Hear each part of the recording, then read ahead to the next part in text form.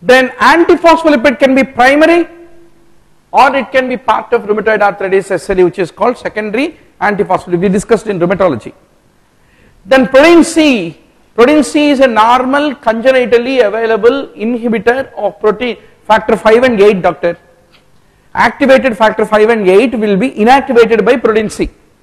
Agar protein C ka coming ho gaye to factor 5 and 8 won't be inactivated and that lead to procoagulant tendency. Then protein S is the cofactor, assistant to protein C to kill the factor 5A and 8A. Together will murder the factor 5 and 8 is what need to be remembered.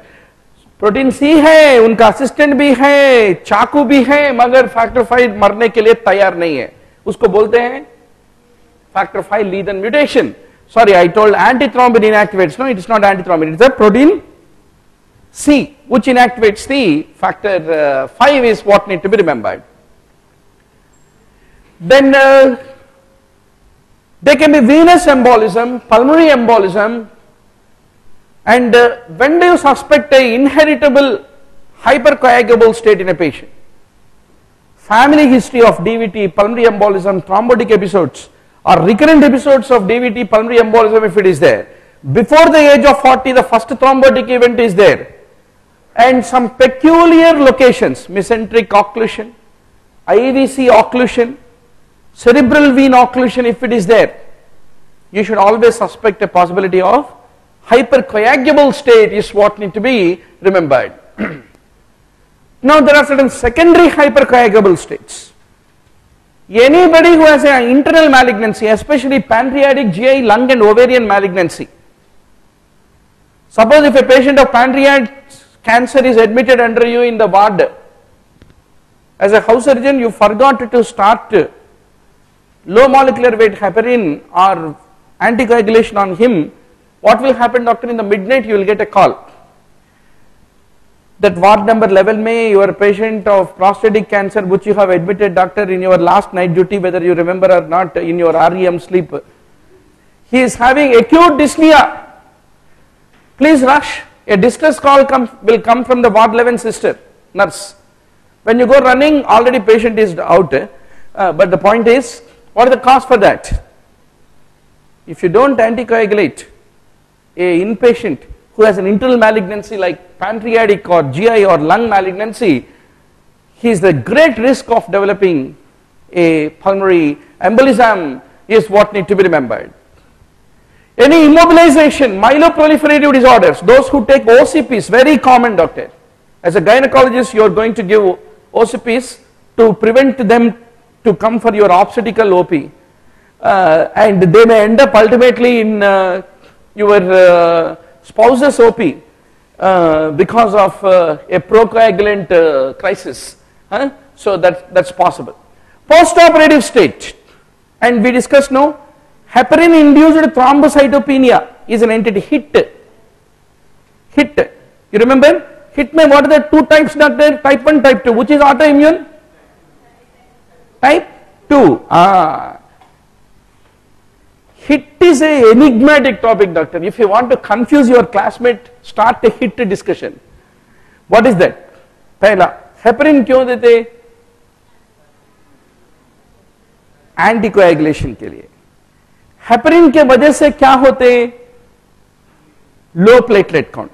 Low platelet count means what will be his answer? Tell me, HIT will do what? HIT thrombocytopenia, hence bleeding. No bleeding. There is a thrombotic tendency. Why? Because the very cause of the thrombocytopenia is the thrombus in which platelets got sequestered. Agreed? So there are three paradoxes means sufficient enough to create confusion to your classmate. Heparin anticoagulant, but it leads to thrombocytopenia, but the thrombocytopenia doesn't lead to bleeding, but it leads to coagulation. And इसमें type 1, type 2 है. Type 2 is autoimmune, type 1 is not autoimmune. If it is autoimmune, then what is the treatment? It is different, no? You remember still? If it is autoimmune, what do you want to do? Do you want to do anything? Or where you need not do anything, only stop heparin. So they are all the important issues. Okay, doc? Now let us talk about heparin.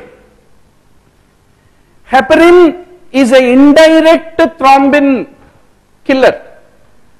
What will it do? It will go, it stimulates antithrombin, and antithrombin in turn will come and lead to inhibition of factor 2A 10A. 2A 10A inactivate होने के वजह से anticoagulation is achieved. That is basically the mechanism of indirect thrombin inhibitor, which is basically the heparin. Generally heparin में two types है, unfractionated heparin, fractionated low molecular weight heparin. Unfractionated heparin is called standard heparin. इसका मतलब दूसरा is not duplicate. Low molecular weight is, there are some advantages, disadvantages. It is 1 hour, and if it is a low molecular weight, which is not standard, it has got a longer half-life up to 3 hours and up to 24 hours. So one shot of low molecular weight heparin is sufficient for your patient to remain anticoagulated for the entire day. At least 8 to 12 hours you can confidently anticoagulate and keep him.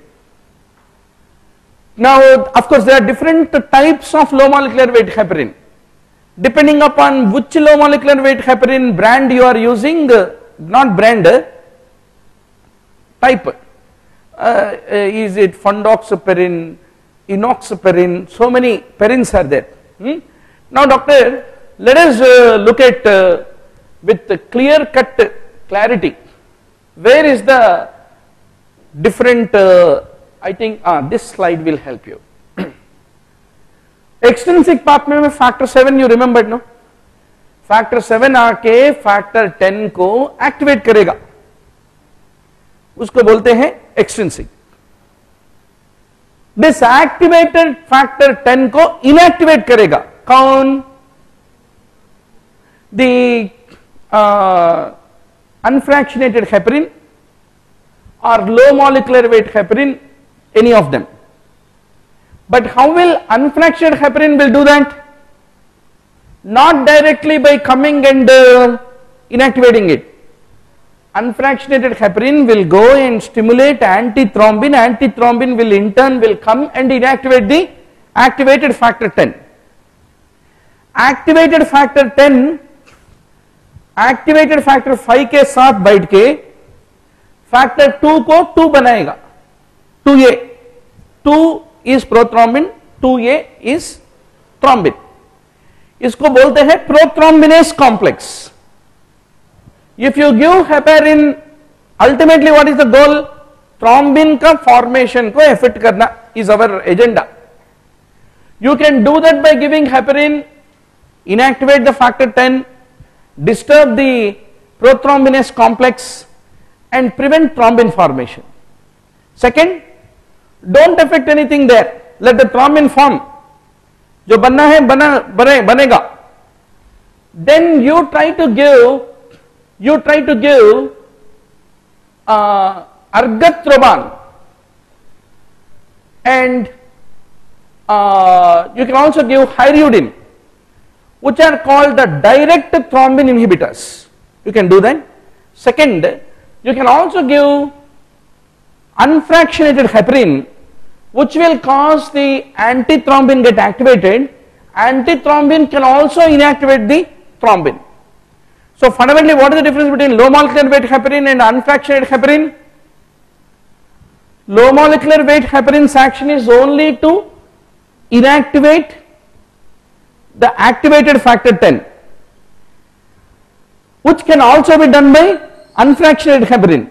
But unfractionated heparin in turn can also affect the thrombin through the antithrombin, which can't be done by low molecular weight heparin. That is the main difference.